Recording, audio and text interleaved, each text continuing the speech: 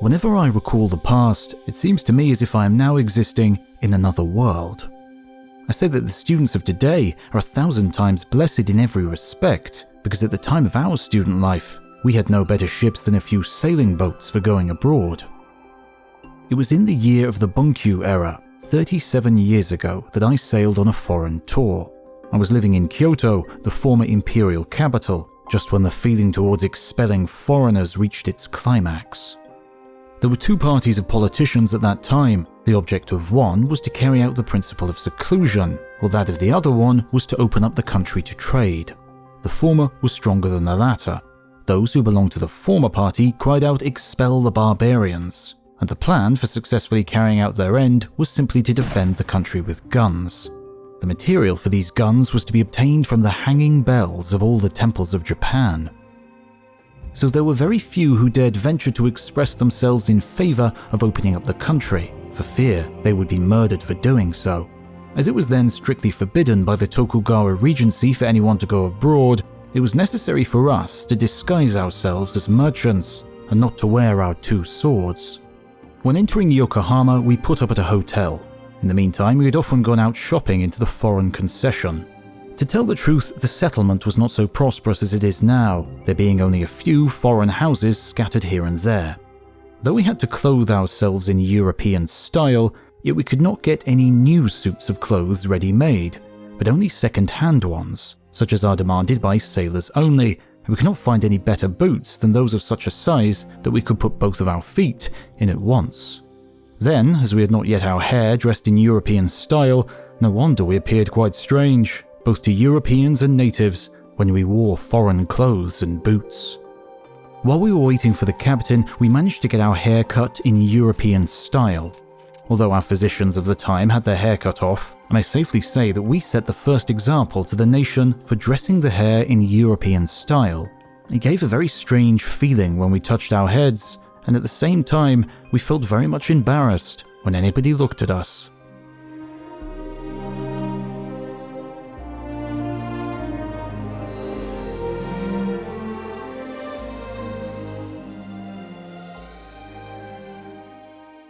The Meiji period took Japan from a feudal society with little contact with foreigners to winning wars against Russia, all in only 50 years. Sometimes everything happens all at once, and it can leave you feeling a bit overwhelmed.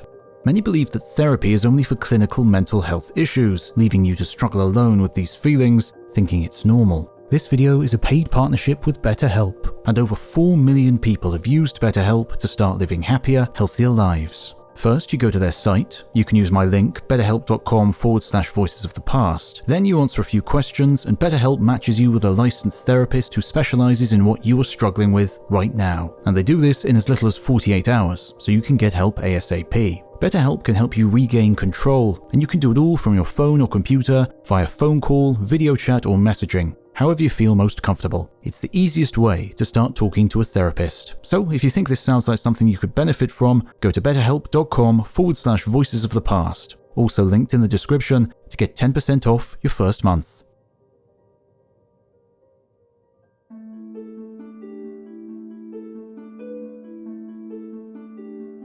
A few friends who were willing to go abroad with me were fortunately found. To mention their names, they were Kaworu Inuye, still living, the late Masari Inuye of the railway office, the late Yozo Yamane, and the late Kinsuke Endo of the coinage office. So we were 5. Sad to say, I was something like an absconder, having had no permission to go abroad, while the 4 others had obtained private orders to go from the daimyo of the Choshu clan. In attempting to take voyage, there had arisen a difficulty, for I consulted Genzui Kusaka about the matter. I was a member of his party, whose principle was to expel all foreigners at any cost. I was told by him that it was too late for me to attempt going abroad owing to the unrest existing in the country, but I was trying my best to accomplish my desire, and I was not disappointed, for Inuye and others were eager to take me to Europe with them. We were very few who would go abroad, but at present those who go across the ocean can clothe themselves in foreign attire in their native places, and have splendid ships for travelling in. What an enviable condition of affairs it is when compared with the epoch of our student life, and important scientific and literary works in abundance are imported, and an endless variety of translations are published. so that they can study any subject they like. We had only an English dictionary, translated by Tatsunosuke Hori before we went abroad. As there were very few who could understand English well at that time, many mistakes naturally found their way into this rare and costly book.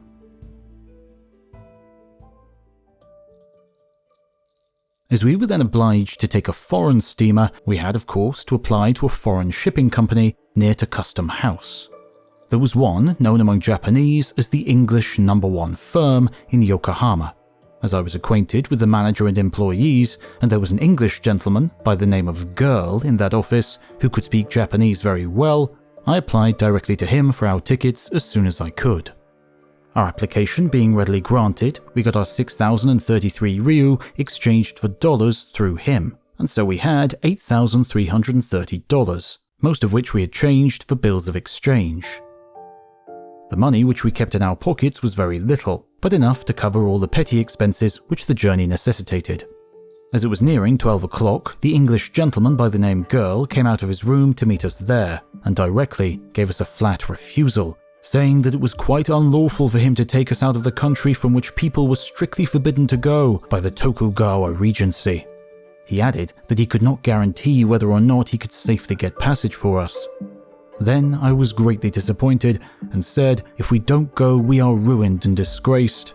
So much so that we have no alternative but to end our lives ourselves here, because if we go home with this semi-foreign appearance, we shall certainly be killed as spies. So we had better die at this moment than be brought up to the court, making a sorry, crestfallen picture and be sentenced to death. Just at the moment when all of us were going to lay our hands on our swords, the Englishman in question was much terrified, and said, "Do not go to such an extreme, but wait a moment while I go back to my partner." After another consultation over the matter, to our great relief, we were immediately told we could go. As soon as we had safely entered the dock at London, some customs officials came on board to examine our luggage, from the largest down to the smallest package. An Englishman, who was once a captain of a steamer owned by the English No. 1 firm in Yokohama, came on board to guide me to the town, and I was very glad to follow him to a place called the Tower of London and put up at a hotel in American Square, where seamen used to resort. The next morning I was taken by him to a barber, a tailor's and a shoemaker's. After that, I appeared like a gentleman. To tell the truth, I was not soon able to read the London Times, though one day a member of the family I was staying with, who was reading a paper, asked me where my native place was. Choshu, I responded, and he asked again whether Choshu was not the same as Shimonoseki, where a foreign ship was fired at by the natives. Being surprised to hear of the event, I borrowed the paper and asked Masaru Inuye to read it to me. He read that the Parliament of England was discussing the question of sending an expedition to chastise the Choshu clan. Before this, I had been shown into the observatory at the Kew Gardens, the arsenal at Greenwich, a few shipbuilding yards and several other important buildings, spending many Sundays, so the greatness of England was thus vividly in my mind. I therefore thought that the Choshu clan was blindly planning to fight with such a powerful country as England, without considering fully the danger. It was quite plain that the Choshu clan would lose the day should such a war begin, and consequently the country would be ruined. Thereupon Inuye and I thought that it was not necessary for us to continue our studies in England while our country was endangered. So we made up our minds to go home at once in order that we might be instrumental in dissuading the Choshu clan government from carrying out the principle of seclusion, even at the cost of our lives. On my taking leave of Professor Williamson, I was kindly told by him that I ought to stay with him a little longer in order to continue my studies, as it was impossible for me to secure a peaceful settlement of the controversy, since we were too young for such a heavy task. But on my saying that nothing could prevent me from carrying out my desire of going home, the professor at once yielded to me, and accordingly he got passage for us back home.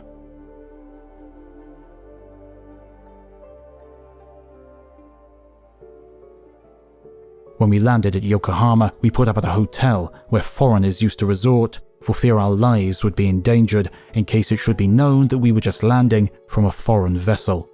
On landing there, we were surprised to see great excitement prevailing throughout our clan. The purpose of expelling foreigners reached its focus, so that women as well as men were ready to fight at any moment, staying powerfully armed with long lances and dressed in a way to make their movements easy, and having white cloth bandages round their heads, with their sleeves folded up to their shoulders by strings.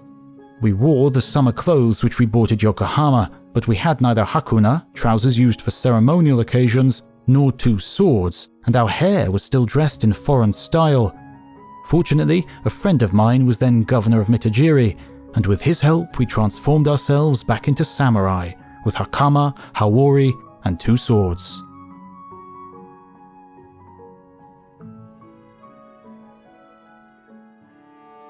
Towards evening, we arrived at Yamaguchi and put up at a hotel, and the next morning I met up with Mori, a friend of mine who was serving in the daimyo's retinue, and asked him to let us see the daimyo personally, even if we should be killed in front of the master. Then he said, "I fully sympathize with your loyal spirit in coming back home on hearing of the unrest of the province.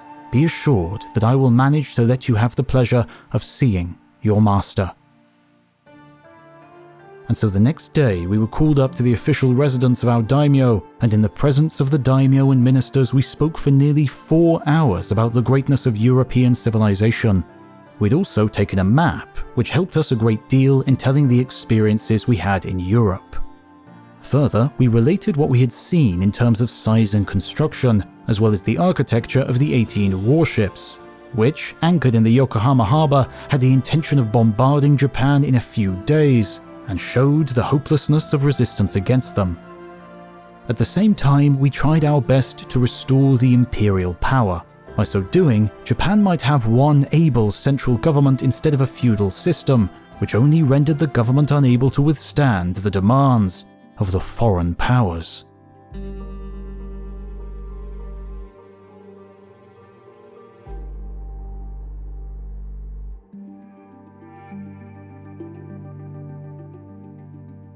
In the meanwhile, the debates and discussions of the clan had begun to take another direction. The daimyo's guards had a suspicion that Inoue and I were responsible for the change of policy on the part of the clan, so they determined to assassinate us.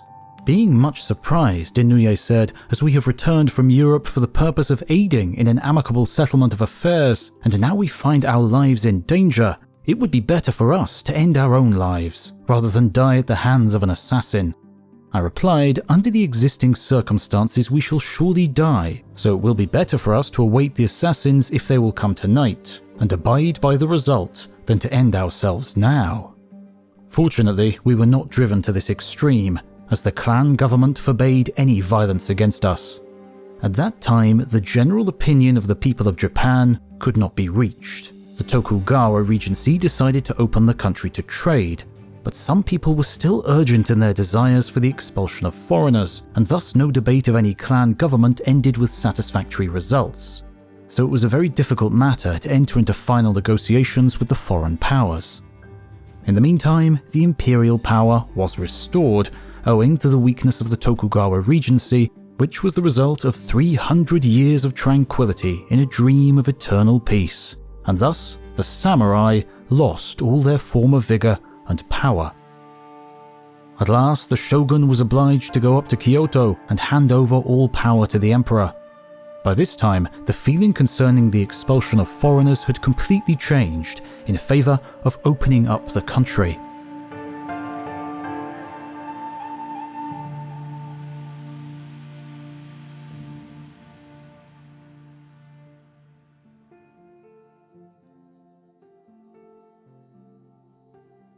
Before the restoration, our names were different.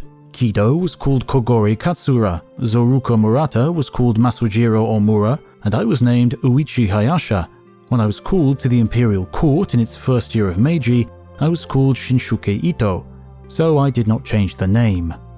Both at the restoration and in the Fushimi War, I was at home, because I intended to establish a school where English should be taught at Matajiri, and an American followed me there, who wanted to be employed by me. I took him to Yamaguchi, and there I established a school. It was the 11th of January, in the year of Ubushin, when I went again to Kobe. I was surprised to see that the town was filled with foreign forces, while the people there were greatly excited. The restoration of the imperial power and the new government was recognized by the powers. As there was no system settled, I was temporarily appointed Secretary of Foreign Affairs. In May of the same year, the clan system was totally changed into a provincial one, and I was appointed governor of Hyogo. Although I was the promoter of the new system, I experienced a difficulty in carrying it out, because neither the imperial court nor the clans had considered it fair. Wherever I went, my opinion was perceived with displeasure. Some, Shizoku, samurai before the restoration, had vague expectations of being granted a large annual stipend each. So they did not agree with me, for fear they should lose their imaginary profit in the event of the clan system being dispensed with.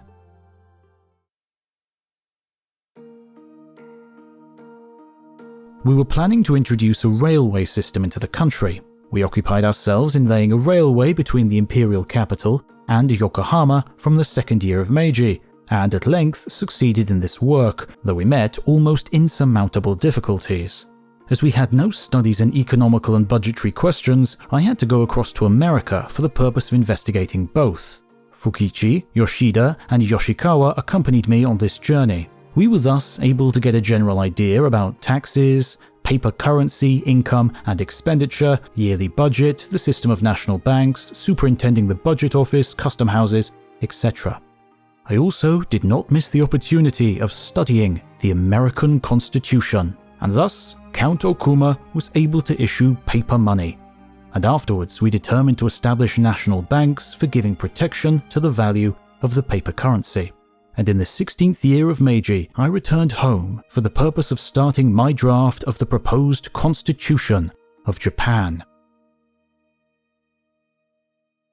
To tell the truth, this attempt of mine was exceedingly hard. In the event of George Washington rendering his services for his country in adopting a constitution, those who rendered him assistance were great scholars, such as James Madison of Virginia and Alexander Hamilton of New York. In 1787, they published a book containing their own views regarding the Constitution in New York. That book is now kept in my library and tells me that they were indeed great scholars who nobly performed their duty for their country's sake. Though a republic is quite useful for a smaller country, there had been very few instances in the world of it being well suited for any large country. So it was very hard for them to adopt a republican form of government for their country, and I could not but highly praise their rare abilities for having done so, and to such good advantage. The advent of Commodore Perry, followed by a rapid succession of great events too well known to every student of our history to be repeated here, roughly awakened us to the consciousness of mighty forces at work which were changing the face of the outside world. We felt the contact with irresistible forces which were certain to draw our country very soon into the cauldron of international competition.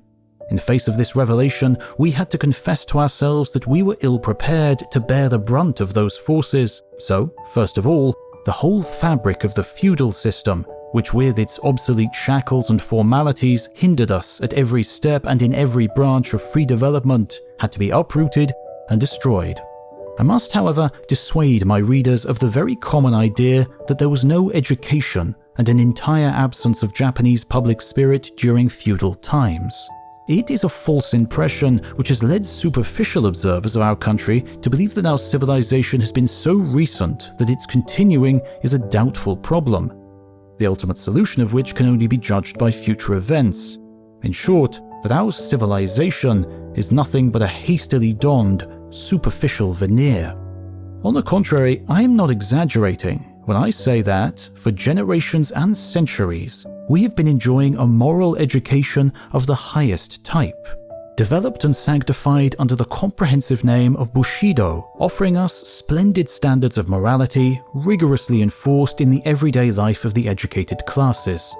The result, as everyone who is acquainted with old Japan knows, was an education which aspired to the attainment of stoic heroism, a rustic simplicity and a self-sacrificing spirit unsurpassed in Sparta and the aesthetic culture of Athens.